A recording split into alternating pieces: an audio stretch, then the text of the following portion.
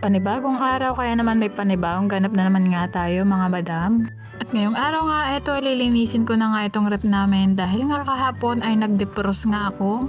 Ngayon ko nga lang naharap tong linisan dahil nag-iisa lang naman ako dito sa bahay na kumikilos. Sa dami nga ng trabaho sa loob ng isang araw ay hindi na rin kinikerry ng katawan ko. Anyway, inisa-isa ko na nga tanggalin niya itong mga rep organizer para nga malinisan ko na nga rin mamaya. Huhugasan ko na nga rin yung mga yan dahil napakarami na nga rin nilang dumi.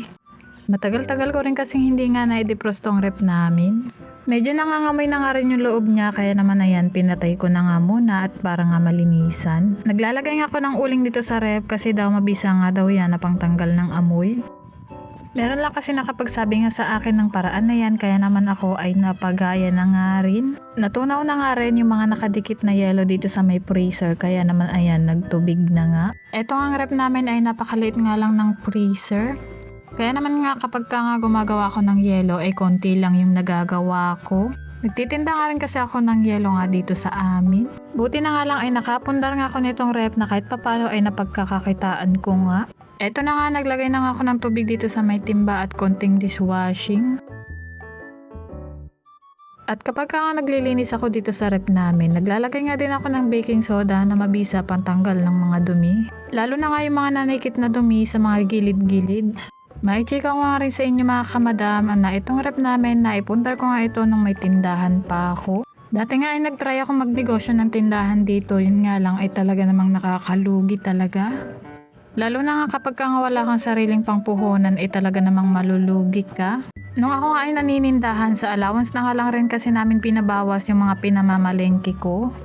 Kaya naman hindi ko napagtiyagaan ay tumigil na nga lang ako. Total naman ay may monthly allowance nga rin kaming dumadating kapag ka nga nagpapadala yung asawa ko. Nahirapan kasi ako ng gusto mag-budget noon kaya naman tinigil ko na lang. Sabi nga ng mister ko kaysa naman mahirapan ako sa pagbabudget ay itigil ko na nga lang.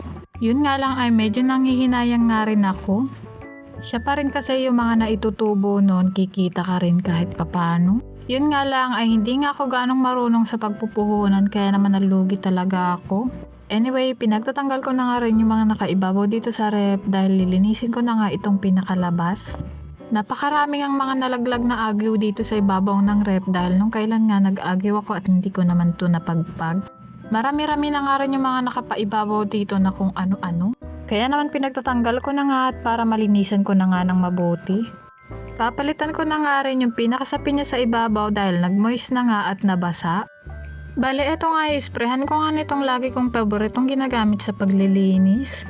Dito ko lang sa labas isprehan ng ganyan kahit naman gusto ko sa loob yun nga lang ay may chance ngang mangamoy. At baka pag naglagay tayo ng mga pagkain dyan humawa na nga ang amoy niya. Mabango nga kasi itong ginagamit kong panglinis, napakasarap nga niya sa ilong. Bukod na sa mabango ay napapakintab nga din niya yung mga gamit na nililinis ko kapag ka nga ito yung gamit ko. Kaya naman nga tuwing nag-grocery nga kami ay sinisingit ko nga ang pagbili ng ganito.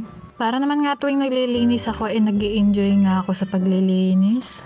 At mas satisfied nga rin ako sa mga nililinis ko. Nang matapos ko ang linisin ng basang-basahan nanguha na nga rin ako ng tuyong basahan para nga mapunasan na nga rin yung loob at saka yung labas. Yan nga yung lagi kong ginagawa tuwing maglilinis nga ako ng rep ay dinodoble ko kaagad ng tuyong basahan para nga hindi mag-watermarks. Ang pangit din kasing tingnan kapag ka nga nagwa-watermarks, napakahirap nga din yan tanggalin kapag ka nga ganun.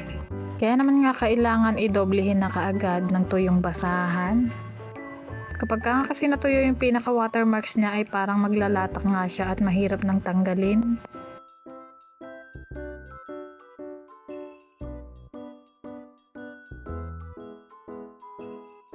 Napagpasyahan ko nga rin ilihis itong rep para nga mawalisan ko yung ilalim.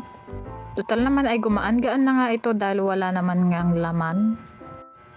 Tinulak-tulak ko na nga lang dyan paunti-unti dahil medyo mabigat nga din siya. Wala nga rin kasi itong pinakagulong sa ilalim kaya naman medyo nahihirapan nga ako sa pagtutulak. Kapag ka nga din nakaluwag-luwag ay bibilhan ko nga ito ng patungan na may gulong. Nang mailihis ko na nga ay nagulat nga ako dahil tumambad nga sa akin itong napakaraming basura dito. Matagal-tagal ko rin kasing hindi nga nawalisan itong pinakailalim. Nanguha na nga ako kaagad dyan ng balistingting dahil napakasama nga sa mata. Ililis ko na nga lang muna dito sa may gilid itong mga kalat dahil may mga nahalo ngang importanteng gamit at dito nga napunta sa ilalim. May mga nakita nga rin akong mga barya dyan. Pati nga din dito sa gilid ng platera ay napakarami ngang mga nakasiksik na mga gamit-gamit na hindi na ginagamit kaya naman pinagtatanggal ko na. At winalisan ko na nga rin. Hindi ko kasi mailihis yung platera dahil medyo mabigat nga yan at may mga laman pang babasagin kaya naman hindi na muna ko ililihis. Marami na nga ring agyo-agyo itong likod ng rep kaya naman ayan pinagpagan ko na. Pati nga rin ito yung pinakamakina niya ay marumi na nga rin kaya naman lilinisan ko na nga. At meron nga akong inaalis dyan. At tingnan nyo naman napakarumi na nga ng makina ng rep namin kaya naman kailangan nga ilinisin na at baka mamaya pumalya pa. Kinuha ko na nga itong vacuum cleaner para nga malinisan ko na nga itong pinakailalim. Binacuum ko na nga lang yan kasi napakahirap nga kaut-kautin nga ng kamay. At baka nga kasi mamaya ay may masira pa nga ako dito.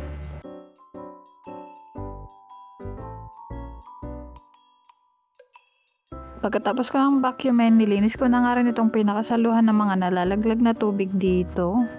Nalinis ko na nga kaya naman binalik ko na nga rin kaagad. At unti-unti ko na nga rin itutulak itong rep pabalik. Hindi nga ako mapakali dito sa kanyang wire baka kasi mamaya ay maipit nga at maputol.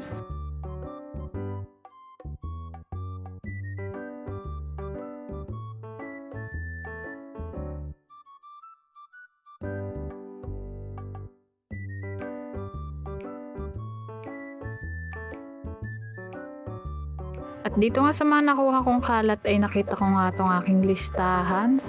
Sobrang tagal ko na nga itong hinahanap, nandito lang naman pala sa ilalim ng rep namin. After ko maibalik yung rep sa dati niyang posisyon, eto inisa-isa ko na nga rin itong mga organizer niya para mahugasan ko na nga rin sa labas. Meron nga mga gamot-gamot dito na naipon na pwede ko na nga rin itapon dahil hindi naman na nga pwedeng inumin. Para na nga rin mabawasan nga yung mga kalat-kalat na nakalagay dito sa rep namin. At eto, nilabas ko na nga rin itong mga huhugasan ko. At yun lang naman for today. Salamat sa inyong panonood. Sana ay nag-enjoy kayo.